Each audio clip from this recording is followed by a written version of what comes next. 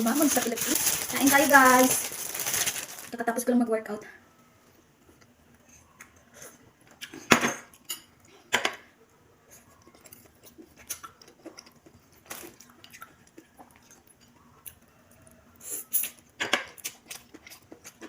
Protein.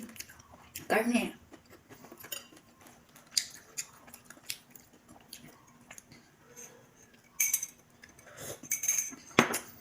Mag-workout ako. Sabi nila, siguro sabihin ng iba, workout ng workout pero lamon naman ng lamon. At least guys, kahit lamon gamit kayo ng lamon, binoburn yung fat ninyo. Kasi nag-workout kayo. Kisa naman, lamon kayo ng lamon tapos hindi nyo binoburn yung workout and hindi kayo pinagpapawisan, hindi kayo nag-exercise. Yun ang nakakasama.